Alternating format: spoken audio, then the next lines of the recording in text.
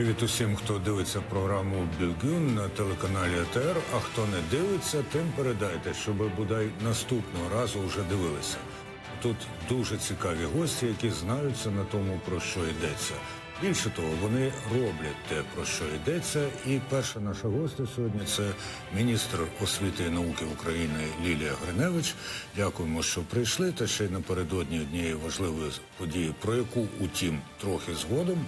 А зараз просто про те, що уже триває і до кінця чого залишилося скільки? 2 тижні. Та? А саме оця додаткова сесія, якщо я неправильно вживу слово «ви», звичайно ж, мене поправите, ЗНО для жителів непідконтрольних чи неконтрольованих, як сказано, територій та учасників АТО.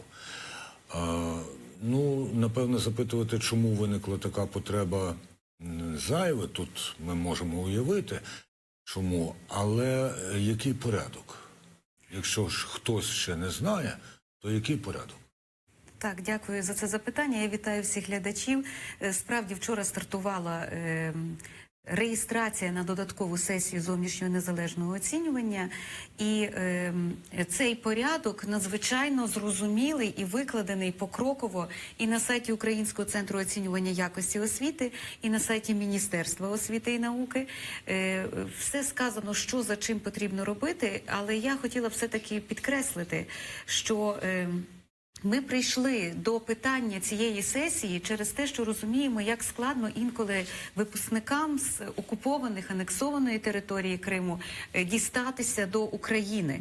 І ті, хто не встигли з тих чи інших причин зареєструватися, або розуміють, що не зможуть виїхати в травні, тому що звичайна сесія зовнішнього оцінювання починається 23 травня. Ми розуміємо, що це є той місяць, коли ще іде можуть бути в них якісь зобов'язання на своїх територіях у навчальних закладах, але разом з тим вони хочуть продовжувати своє навчання в Україні. Я хочу підкреслити, що ми дуже зацікавлені в тому, щоб випускники з цих територій продовжували своє навчання в Україні, бо ми переконані, що саме їм потім і реінтегрувати ці території, їхню рідну землю, яка є частиною України. І тому ми їх запрошуємо на це навчання. Вони можуть зареєструватись на додаткову сесію, яка, на відміну від основної, буде починатися з 3 липня. Тобто вже влітку, коли, можливо, для них це буде зручніший час, і тому ми дали можливість саме вступникам з цих територій, а також воїнам АТО, обрати, чи вони хочуть іти на основну сесію, чи на додаткову сесію. Але вони мають ще одну можливість. Тобто ми усвідомлюємо, що насправді вступникам з цих територій все важче і важче готуватись до зовнішнього незалежного оцінювання.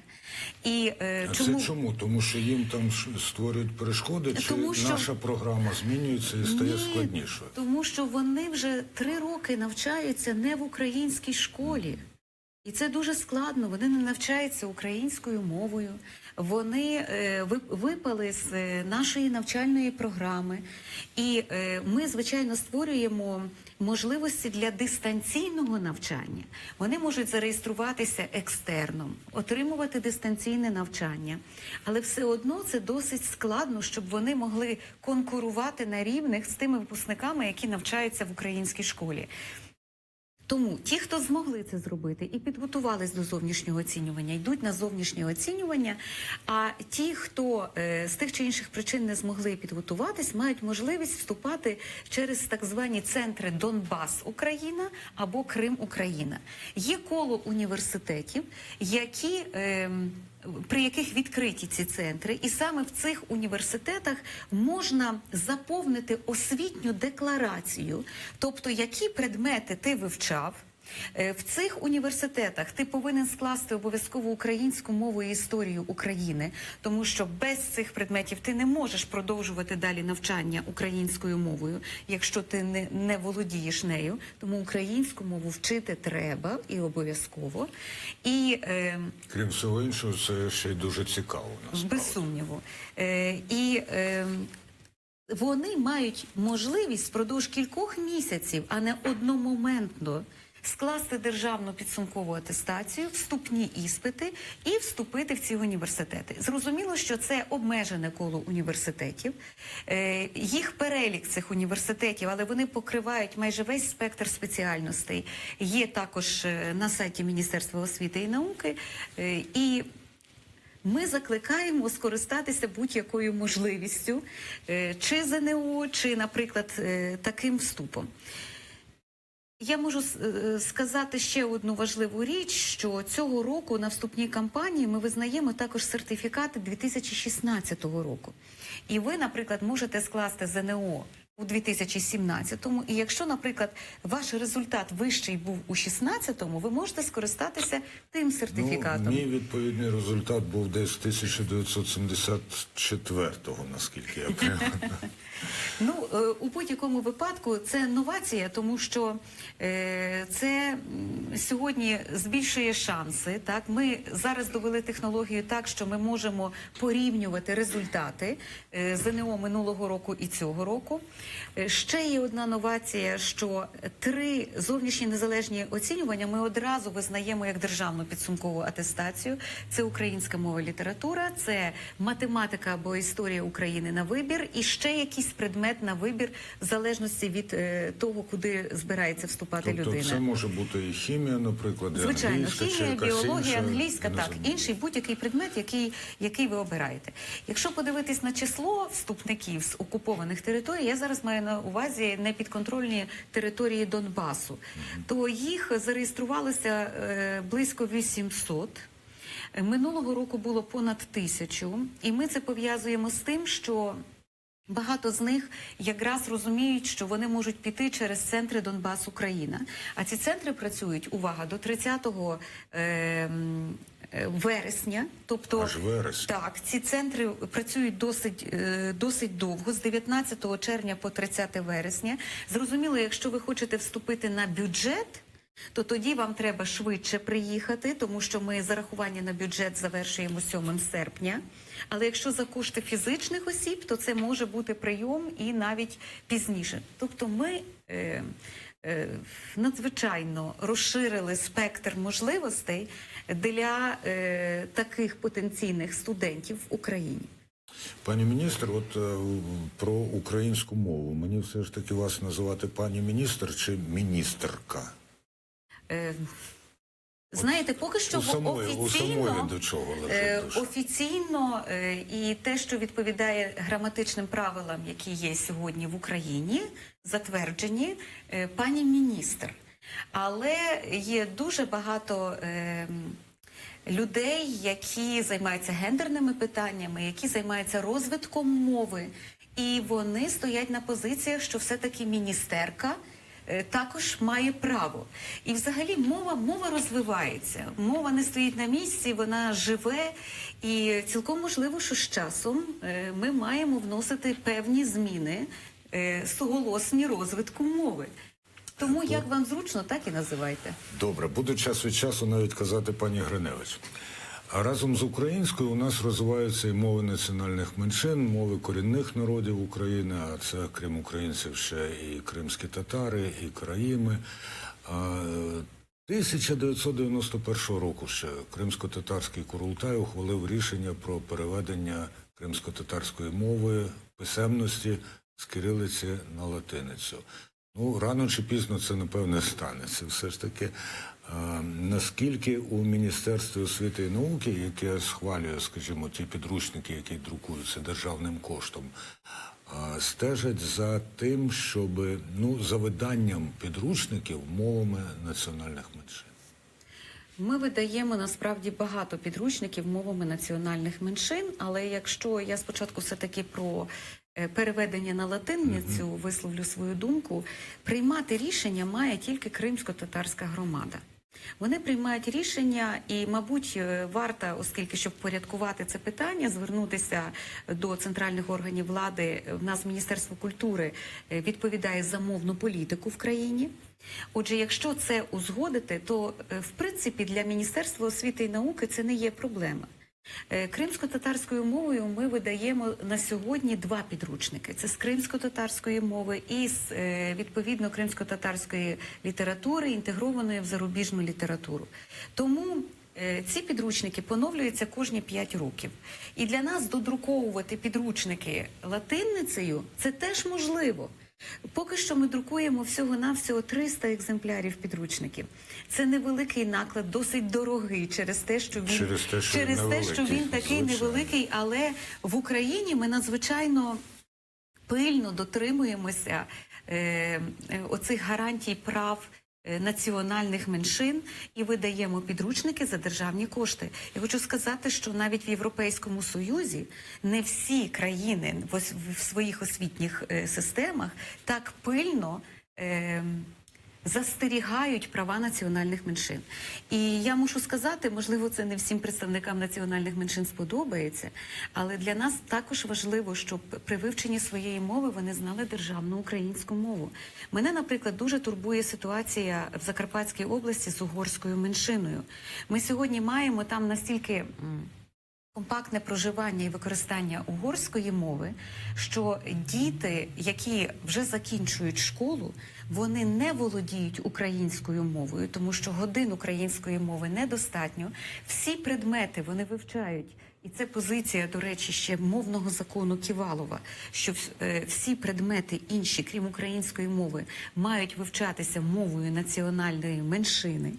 І в результаті ми маємо ситуацію, що ці діти не мають рівних прав з іншими випускниками, щоб вступити до вищих навчальних закладів в Україні. І тоді вони або ізольовані, або пряма дорога їм вступати одразу в сусідню Угорщину. І насправді для нас дуже важливо, і ми розпочали такий експеримент так званого двомовного навчання в школах меншин, коли вони вивчають предмети і застосовують поряд з мовою національних меншин українську мову. І я сподіваюся, що надалі ми маємо йти все-таки до викладання в старших класах таких предметів, як, наприклад, історія України, чи правознавство, яке будується на законодавстві України, українською мовою.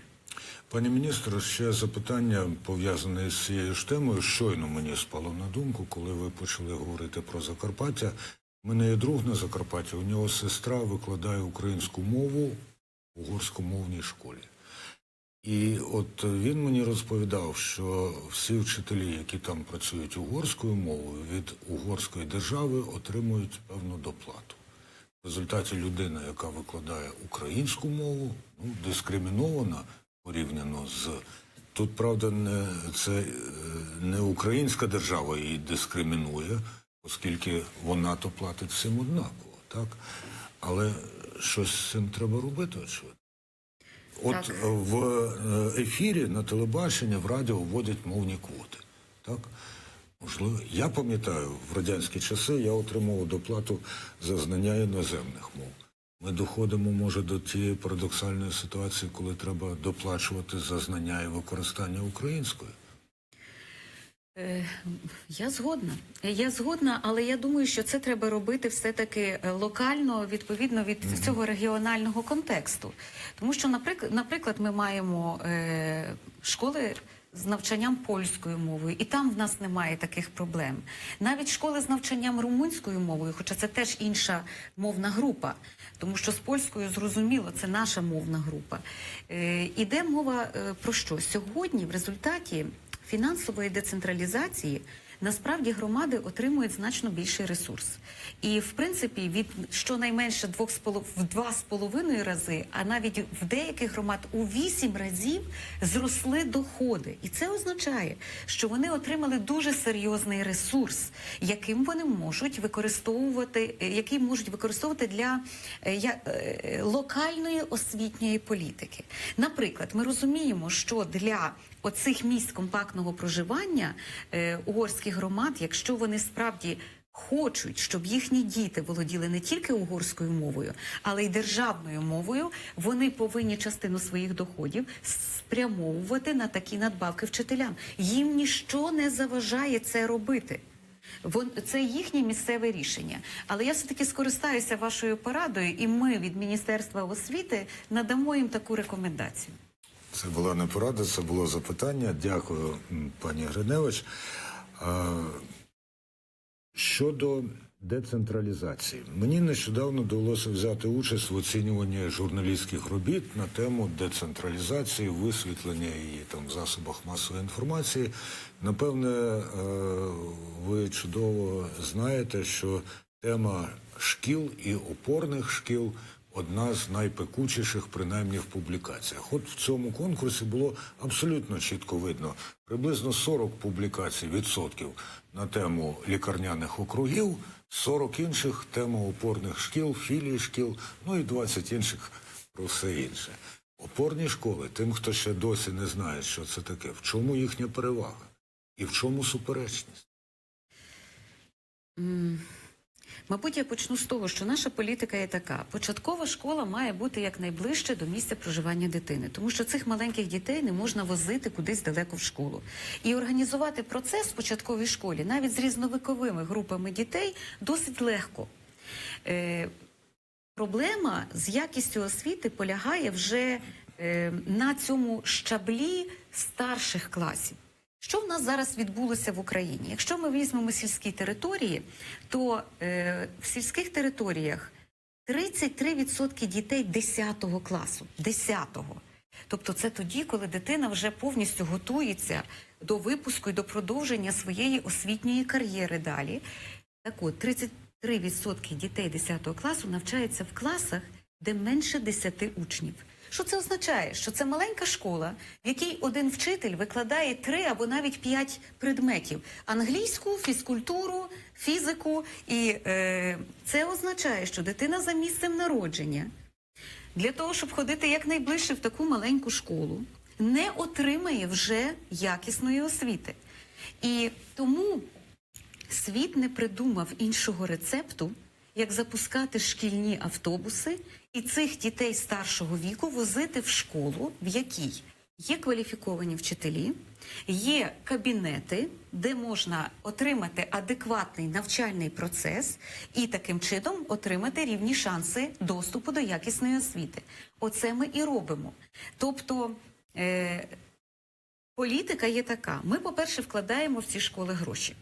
Ми минулого року віддали на такі школи 300 мільйонів гривень на шкільні автобуси для їх закупівлі в співвідношенні 70/30 з органами місцевого самоврядування і 200 мільйонів гривень на покращення обладнання в кабінетах. Цього року ми знову дали 200 мільйонів гривень на шкільні автобуси, 300 мільйонів гривень на обладнання природничих кабінетів і ще 300 мільйонів гривень тільки на об'єднані територіальні громади, тому що вони першопрохідці, вони формують зараз свою систему освіти. І мені здається, що було б значно менше негативу щодо створення опорних шкіл і підвезення дітей, якщо б місцева влада діяла таким способом, за таким алгоритмом. Є опорна школа, ви в неї вкладаєте кошти, ви покращуєте там середовище, ви ремонтуєте дорогу підвезення до цієї школи. І тоді, якщо посадити цих батьків в нормальний шкільний автобус і привезти і показати, що ваша дитина буде навчатись зовсім в інших умовах, можна батьків переконати. З мого досвіду найбільший негатив йде від вчителів. Тих, які втрачають роботу поблизу до свого дому, і яким треба також добиратися на роботу. Я дуже уважно завжди ставлюсь до потреб вчителів, тому що розумію, що без вчителя в нас не буде ніяких реформ. Ну, тим більше я сама є вчителем за своєю першою професійною діяльністю. Вчителькою? Вчителькою. Дуже мудро, так. Можна виправляти. І сутність полягає в тому, що якщо ми говоримо про мету освіти, то вчителі і школа обслуговують інтереси дітей, а не будівлю і вчителів обслуговують діти. І от якщо ми виходимо з правильної системи координат, ми повинні працювати на те, щоб дитина отримала адекватну якісну освіту. І якщо для цього треба буде збільшувати кількість опорних шкіл, понижувати ступінь, тобто залишати, наприклад, там, де була школа 1-3 ступеня, залишати 1-2, або там, де є 1-2, залишати тільки початкову школу, ми це будемо робити в інтересах дітей. Ви сказали, що світ ще не знайшов іншого способу вирішення цієї проблеми, як шкільні автобуси і так далі. Можливо, але мені здається, і так я спостерігаю, що є ще інший спосіб. Я не вважаю, що він дієвіший за той, що ви називаєте, але це створення приватних навчальних закладів, приватних шкіл. Там, де державна система освіти не спрацьовує, пробуксовує, негайно ж з'являються кваліфіковані і некваліфіковані люди, які кажуть, а от ми пропонуємо такий варіант. Як ви ставитесь до цього? Наскільки ви вбачаєте в цьому ризик для, якщо можна так сформулювати, загального рівня освіти? І в зв'язку з цим, наступне запитання трошки згодом. Я вважаю, що приватна освіта – це завжди альтернатива. Є таке поняття, як свобода вибору в освіті. І ми повинні гарантувати цю свободу вибору. От, наприклад, якщо батьки хочуть дітей виховувати, наприклад, з певними релігійними переконаннями, так, які не суперечать Конституції України. І, в принципі, ми повинні дати можливість віддати дитину в християнську школу. Наприклад, в Європі мережа католицьких шкіл – це одна з найякісніших мереж освіти. Я вам скажу так, що у Британії, наприклад, кажуть, що всі школи мають недоліки, але найменше мають школи з англіканською церквою. І дуже цікаво, що туди ходять діти зовсім різних віросповідань. Тобто оцей все одно забезпечується теж всередині навіть такої школи, що ще раз свобода вибору.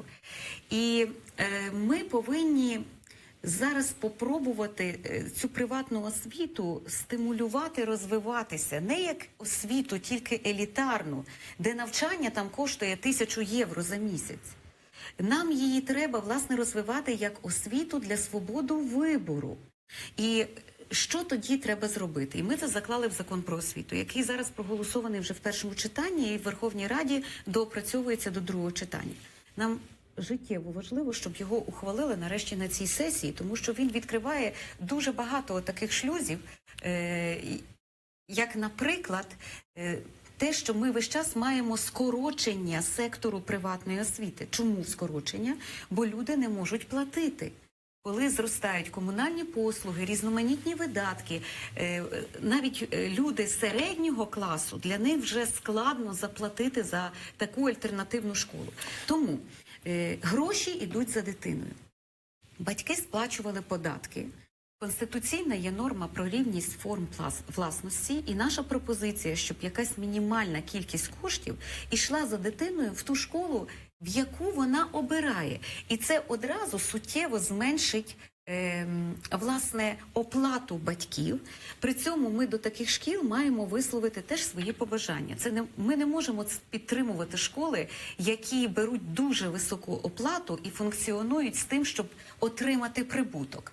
Але школи, які не прибуткові, школи, які виконують певні соціальні також функції, вони мають підтримуватись державою. Лунає цілком логічно і видається здійсненним. Додам лише, що в тій самій Британії є і мусульманські школи, і так само їх визнають як ті, які дають засадничу таку освіту. При цьому я лише зауважу, бо ви дуже слушно поставили питання про якість освіти в цих школах. Зрозуміло, що такі школи мають мати ліцензію, і такі школи повинні відповідно довести, акредитувати свої освітні програми, що вони відповідають державним стандартам, для того, щоб видати відповідний документ про освіту. Пані міністр кілька разів тут згадувала сайт Міністерства освіти і науки. Я, звісно ж, на нього зайшов, мені він сподобався, добре так організований для користувача. І знайшов там новину, що, виявляється, вже сьогодні, завтра починається робочий візит Лілії Гриневич, міністра освіти і науки, робоча поїздка до Івано-Франківська. Опишіть типову робочу поїздку міністра освіти і науки. Ну, ось ця якраз робоча поїздка не буде типова, тому що там буде Карпатський фестиваль, і я маю взяти участь у деяких заходах цього фестивалю. Недавно я була у Харкові на чудовій події «Едкемп», де зібралося понад 700 освітян з усієї України, і було багато експертів з 20 країн світу, і ми обговорювали концепцію нової української школи, і це теж був такий специфічний візит. Звичайна робоча поїздка виглядає, як правило, таким чином, що це щонайменше 2 ефіри на телебаченні, це зустріч з освітянами, представниками середньої освіти і професійно-технічної освіти, це зустріч з представниками вищої освіти. Інколи на такій зустрічі, в залежності від залу, може бути 600-700 вчителів. Я завжди прошу органи місцевої влади, щоб вони запросили не тільки керівників навчальних закладів, а щоб запросили звичайних педагогів. І що мені зараз подобається на цих зустрічах, що люди говорять. Люди говорять, вони не є такими формальними, коли затиснуті, люди піднімають проблеми. І я є великий оптиміст щодо українського вчителя, незважаючи на те, що він такий занедбаний державою був впродовж багатьох років. І ми зараз почали роботу по відновленню статусу вчителя. Я, можливо, це трошки пізніше, детальніше про це скажу. Уже не буде на це часу. Не буде на це часу. Ну, я ж Наступного разу, поїздку. коли прийдете. І справа в тому, що саме цього року ми просунули вчителів на 2 тарифні розряди, в єдиній тарифній сітці підняли вверх. Тому що в нас була така дірка між вищою школою і середньою школою. Це надзвичайно важливо. І в цілому, так в середньому, зарплата за цей рік збільшилась на 50%. Воно звучить так на 50%. Коли іноземці це чують, вони цього не можуть зрозуміти. Як одномоментно на 50%. Але в наших реаліях ми це все прекрасно розуміємо. От, і ясно, що над підвищенням соціального статусу вчителя і освітян в цілому треба працювати. То і робоча поїздка, як правило, включає робочі наради, які пов'язані з питаннями фінансування, функціонування органів місцевого самоврядування. Лілія Гриневич, міністр або ж міністерка освіти і науки України. Дякуємо, що ви провели з нами цю розмову. І сподіваємося, що наступного разу ви нам розкажете не менш цікаві і корисні речі. Програма «Бюльгюн» відновиться приблизно о 18:20, а о 18:00 тут новини кримсько-татарською мовою.